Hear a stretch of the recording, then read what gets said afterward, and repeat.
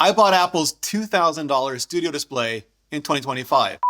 Wait, back up. Technically late 2024, Black Friday. So I saved a few $100 off the otherwise still launch day priced nano-textured and tilt height standard $2,300 unit. But it was still basically $20K for 5K pixels, and so recently that it doesn't just beg, but flat out grovels the question, why?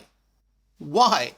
Why the absolute would I pay that many $2024 for that much 2022 industrial design on what's essentially that little circa 2010s panel tech with 2021 iPad guts just shoved all the way up inside, especially in the age of mini LED and tandem OLED. And I know that's almost as many questions as it is F-bombs, but I promise you, I'm gonna get to them all. The questions, not the F-bombs, but honestly, both. And the simple answer is, as a self-no-respecting techno nerd, I had no choice. None, zero, zitch, nada, nick, nine, nope, just all the nopes, all of them. Because there is, in point of fact, no real choice. No good one at least, and not for any of us. Okay, rant on. See, Apple has a display problem.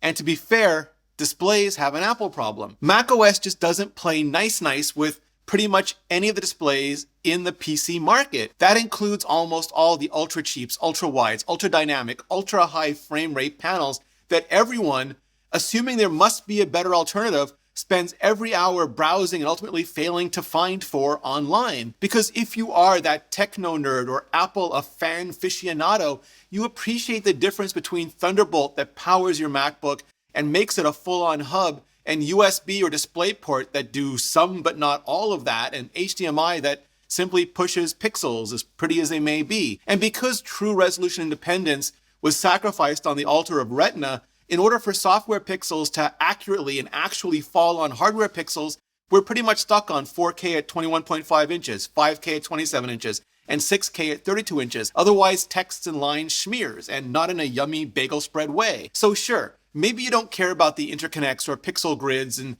if that's the case, in case you're not a head case like me, bless you. Seriously, bless your unitching mind and unbleeding eyes. But I and others like me just aren't that breed of being. We're like Homo sapiens technicus complainerus maximus, or whatever, Tirzuit. And yes, there are lucky gold stars and BenQs and Dells and Asus I that sometimes fit the narrow band of Apple allowable resolutions, but at their absolute highest level of parity still have the industrial design of 1970s Kenner, which, don't get me wrong, kicked all the ass on the OG Death Star playset, but inevitably feels just all shades of hollow and plasticky on a display now. And if you, like me, have gone through some of the alts and dealt with issues like, I don't know, Wi-Fi interference that would have us tape tinfoil to our screenbacks just to stay online, well, there's a reason less expensive doesn't always translate into just as good. Which now uno reversos us right into Apple's bigger display baby, the Pro, the XDR, the 32-inch 6K for 6K beast from 2019, which has local dimming zones like Mini LED, increased dynamic range like Mini LED, but I've owned Mini LED, and it, sir, is not Mini LED, nor has it been updated into such in the last half decade. And I get it. I mean, I slightly less than totally get it. Apple's display team is amazing, and make no mistake,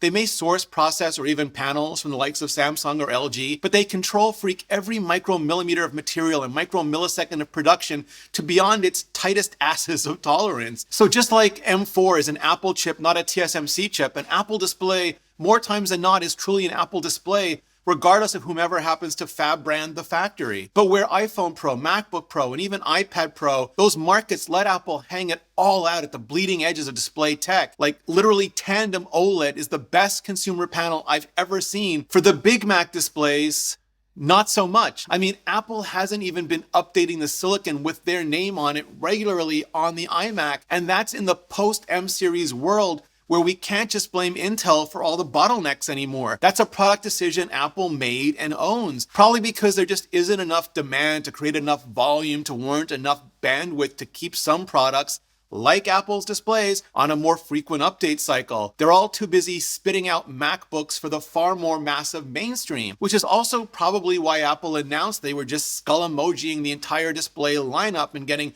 all the way out of the entire display business back in 2016, only to suffer the same frustrations with the third parties that we all did, and probably get Al Pacino dragged back in 2019. And now they're like, hate shipping them again because there's no real market and no real alternatives, and it's $6 to $5K and pick 'em whenever they'll be updated next. Especially because it's not cheap to push technologies like mini LED to 32 inches and tandem OLED to 27 inches, not on computer displays, not at the quality and consistency levels, and with the industrial design and materials that Apple and actual pro users, not LARPers, demand, especially when faced with an increasingly uncurious, uninvestigative media that doesn't seem to understand the difference between overpriced in general and too expensive for their actually very much more prosumer budgets in specific, and just shits on everything not exactly meant for them and the mostly reactionary all ones on their 3D6 NPCs in their comment section. And God, why is perspective taking so hard? Wait, that was last video's rant. This one is...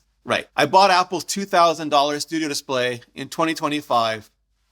Me. And nano-textured because California is bright, like sun bright, not snow bright. And I wasn't sure where I was going to end up putting it.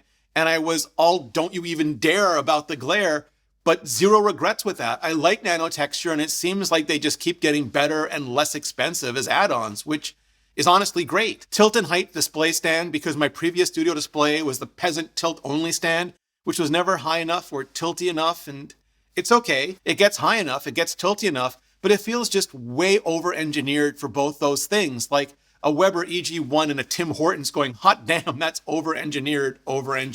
Otherwise, the design is still terrific, solid bead-blasted, alu, Johnny Ive, minium, and I, all caps, love from it. And the panel is likewise still great, but not mini LED or tandem OLED great, and I'll stop harping on that when Apple starts shipping on that. It's probably as good as LCD can be. It's just that after seeing what Apple's done with the MacBook Pro displays, never mind the iPhone Pro display, or I'll say it again, the absolutely redonkulous iPad Pro display, my eyes, they need more. They need high dynamic range more. And the camera is, image-wise, software fixed, much better than it was at launch. But the decision to place an ultra-wide and crop in on a product called Studio and a 1080p proper in an iMac non-Pro still just makes all the kind of sense that doesn't. Center Stage seems just way better product market fitted to family fun time on an iMac than any serious work being done in any serious studio. And I mean, I've literally face-huggered a Canon C70 cinema camera to mine just to massively overcompensate on Google Meet in the most radically pretentious creator way possible. So